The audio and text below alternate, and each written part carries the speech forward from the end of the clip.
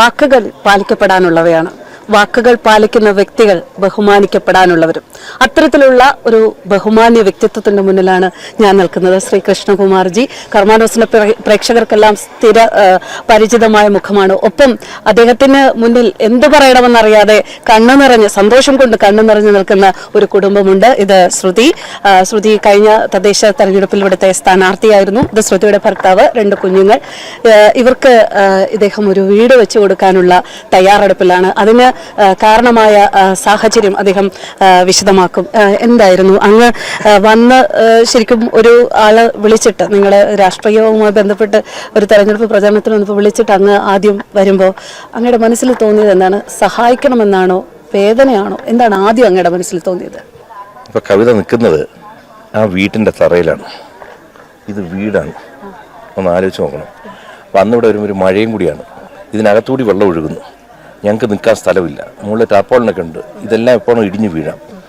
അപ്പോൾ സ്വാഭാവികമായിട്ടും നമ്മളാലോചിക്കും, നമുക്ക് ഞാൻ എപ്പോഴും മക്കളോടൊക്കെ പറയും, നമുക്ക് പരാതിപ്പെടാനേ അവകാശമില്ലാത്തൊരു ജീവിതമാണ്. കാരണം വെച്ച് കഴിഞ്ഞാൽ നമുക്ക് അപ്പുറത്തോട്ടൊക്കെ നോക്കിയാൽ നമുക്ക് വേണമെങ്കിൽ നമ്മൾ ചെറുതാണെന്ന് തോന്നും.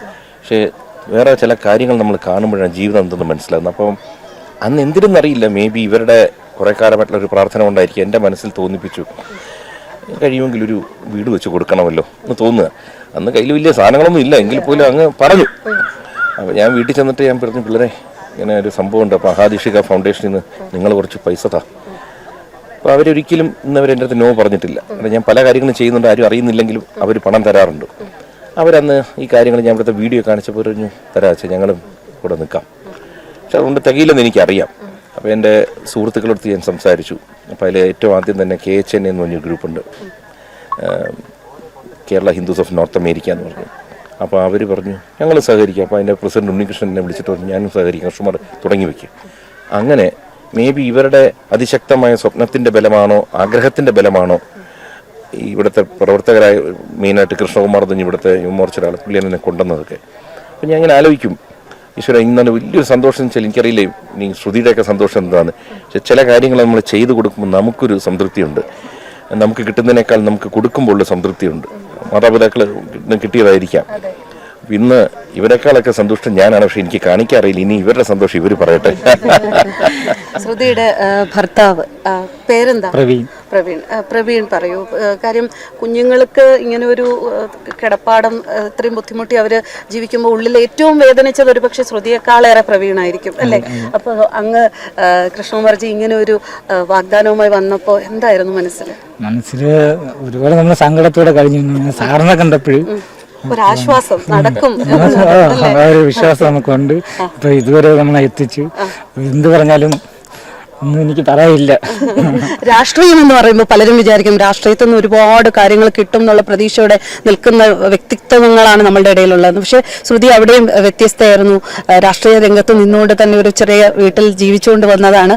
പക്ഷെ ആ മേഖലയിൽ നിന്ന് തന്നെയുള്ളൊരു പരിചയത്തിൽ നിന്നിപ്പോൾ ഒരു വീട് വരികയാണ്.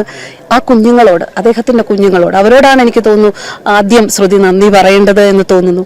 എന്താണ് അവരോട് പറയാനുള്ളത്? നമ്മുടെ ആയുഷ്കാലം മൊത്തം എൻ്റെ മക്കളെ ആയുഷ്കാലം മൊത്തം അവരുടെ കടപ്പാടാണ് എനിക്ക്. അതിനപ്പുറം എനിക്ക് അറിഞ്ഞൂടാ എന്താണ് നമ്മുടെ സന്തോഷം എന്ന് പറയാൻ വയ്യാത്തൊരു സന്തോഷമാണ്.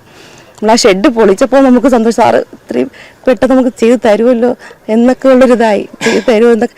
എന്നിട്ടും തിരിച്ച് വീണ്ടും വന്ന് നമ്മൾ പലതവണ വന്ന് കണ്ടു, നമുക്ക് ഉറപ്പാണോ ഇഷ്ടപ്പെട്ടോ എന്നൊക്കെ കേട്ട് ആ ഒരു വാക്കുകളാണ് നമ്മളെ എനിക്ക് എന്നിട്ടും എല്ലാവരും ചോദിച്ചു ഇതുവരെ ഒന്നും ആയില്ലേ എന്ന് ചോദിച്ചു. നമ്മൾ തീർച്ചയായിട്ടും ആവും, അതിനൊക്കെ എല്ലാവരും ഇതുണ്ട്, എല്ലാം ആവും എന്നുള്ളൊരു വിശ്വാസം എനിക്കുണ്ട്. ഇന്നത്തെ ദിവസം അതിനുള്ള ഉറപ്പും കിട്ടി, ഉറപ്പായിട്ട് കിട്ടി. എനിക്കത് എല്ലായിടത്തും പറയാനും കാണിക്കാനും ഒക്കെ സാധിച്ചു. എനിക്ക് എന്നെ ഞെട്ടിച്ചെങ്ങനെയെന്നറിയോ, ഞാൻ ഇടയ്ക്കിടയ്ക്ക് ഒന്ന് നോക്കും. അപ്പോൾ ഞാൻ കഴിഞ്ഞ ദിവസം ഇവിടെ വന്നപ്പോൾ പഴയ വീട് കാണാനില്ല. ഞാൻ ചോദിച്ചു ശ്രുതി എന്ത് ചേട്ടാ ഇടിച്ചു, വാടക വീട് അറേഞ്ച് ചെയ്തു, പക്ഷേ ഞാൻ ഇടിച്ചോ? എന്ത് ബലത്തിൽ ഇടിച്ചു? ഞാൻ കാശ് തരുന്ന എന്താ ഉറപ്പ്? അത് ഉറപ്പുണ്ടെന്ന്. എന്റെ ഉറക്കം പോയി. ഇത് കൊടുത്തേ പറ്റൂ. അതിനുവേണ്ടി ഇടിച്ചതാണെന്ന് അറിയത്തില്ല. എന്തായാലും കൃഷ്ണകുമാർജി, ഞാനും അവരുടെ കൃഷ്ണകുമാർജിയുടെ കുടുംബത്തിനോടാണ് നന്ദി പറയുന്നത്. കാര്യം ആ കുഞ്ഞുങ്ങൾ ഒരുപാട് കാര്യങ്ങൾ ചെയ്യുന്നത് നമ്മൾ കാണുന്നുണ്ട്. അവരെ വിമർശിക്കുന്ന ഒരുപാട് പേര് സമൂഹ മാധ്യമങ്ങളിൽ തന്നെയുണ്ട്. അതൊന്നും കൂസാതെ അവർ മുന്നോട്ട് പോകുന്ന, അവർ കെട്ടിപ്പടുക്കുന്ന ആ ജീവിതം നമ്മൾ കാണുന്നുണ്ട്. അതിനോടൊപ്പം തന്നെ അവർ അവർ കാണുന്ന ഇത്തരം ജീവിതങ്ങൾ നമ്മുടെ മുന്നിൽ എത്തുന്നുണ്ട്. എന്തായാലും അവർക്ക് ഒപ്പം സാറിന്റെ കുടുംബത്തിന് എല്ലാവർക്കും ഇനിയും ഒരുപാട് പേരെ ഇങ്ങനെ സഹായിക്കാനുള്ള സാഹചര്യങ്ങൾ ഒരുക്കട്ടെ. വളരെ സന്തോഷം.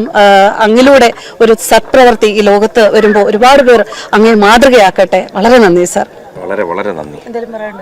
എന്ത് പറയാൻ ഇതിൽ അല്ല, മൊത്തത്തിൽ എല്ലാം കൂടി ഒരു സന്തോഷമാണ്. കാരണം വെച്ചാൽ ചില കാര്യങ്ങളൊക്കെ നടന്നു കിട്ടുന്നത് നമ്മൾ വിചാരിച്ചിട്ട് നടക്കുന്നതല്ല. ഇതൊക്കെ അങ്ങ് സംഭവിക്കുന്നത്. അതുകൊണ്ട് ഞാൻ പറയുന്നത് ഇവരുടെയൊക്കെ സമയം നന്നായിട്ടുണ്ട്, അതുകൊണ്ടാണ് ഇത് നടക്കുന്നത്.